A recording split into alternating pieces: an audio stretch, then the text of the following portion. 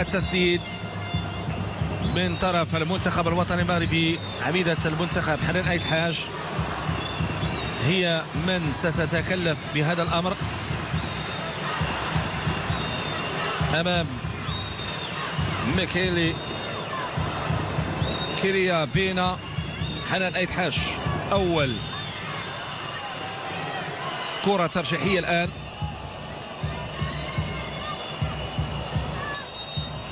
إذن تتقدم حنان أيت الحاج، تسدد وهدف أول.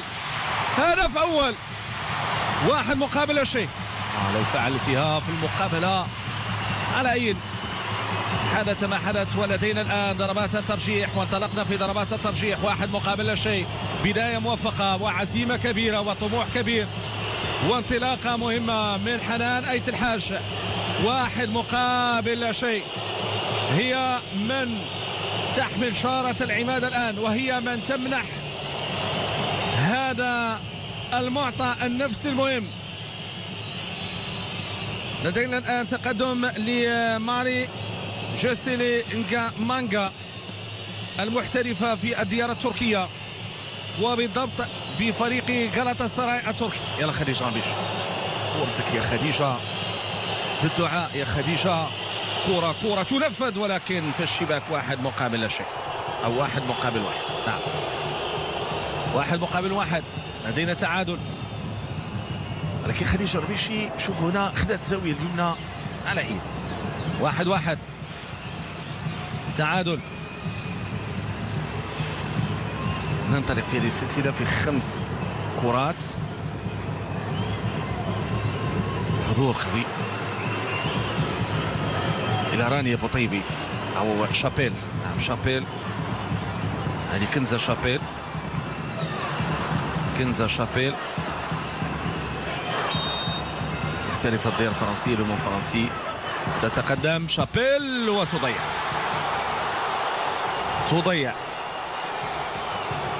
أين أتت هذه الحارسة الكاميرون؟ كنزة شابيل لعبت الكرة للجهة اليمنى. لاحظوا تمكنت منها حارسة مرمى المنتخب الكاميرون.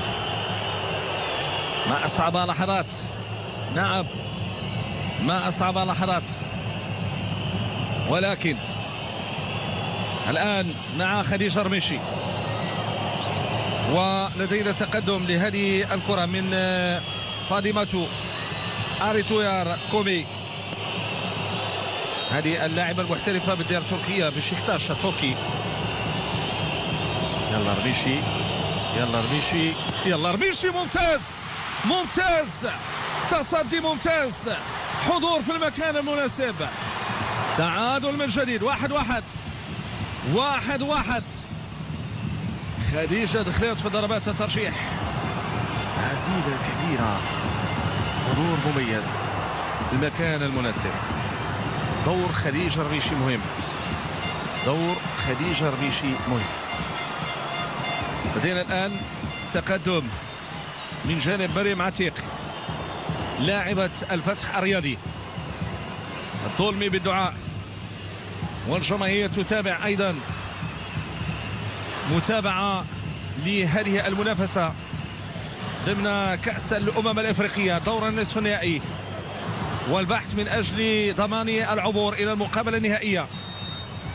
مريم عتيق تتقدم، مريم عتيق تسدد، وتصدي يأتي من حارسة مرمى منتخب الكاميرون. ميتشالي كيريا بين، هذه من مواليد 28 أول 28 دجنبر 2003 في ياوندي في الكاميرون. تلعب بنفيكا البرتغالي، انتقلت 1 فبراير من هذه السنة لبنفيكا.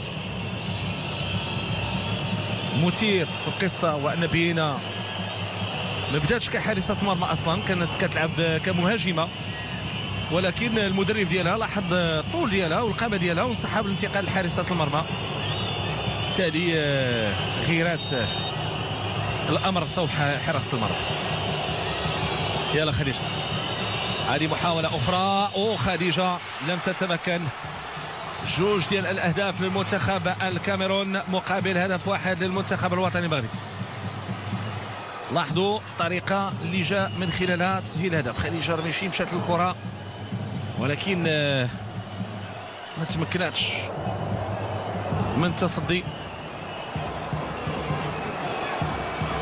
كنا كنتحدثوا على الحارسة المنتخب الكاميروني اللي كانت بدات المسيره ديالها مع كانونيا وموندي ثم لعبات مع نكول دونغو، حققت حضور قوي امامنا ثم احترفت في البرتغال.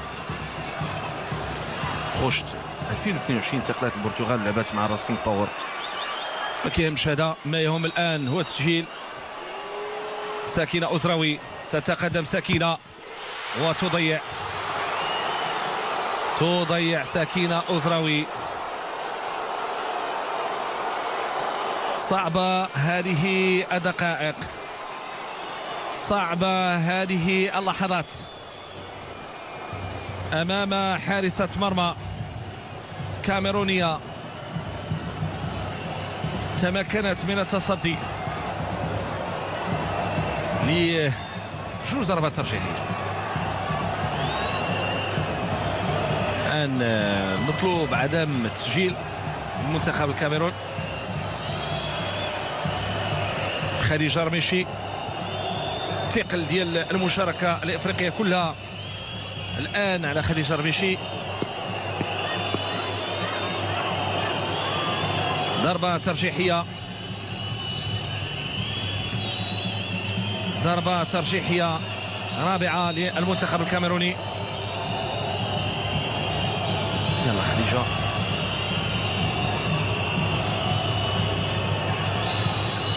كرة في الشباك منتخب الكاميرون. مشاهدينا الكرام، يعبر للمقابلة النهائية على حساب المنتخب الوطني المغربي بعد الوصول إلى ضربات الترجيح في واحدة من المباريات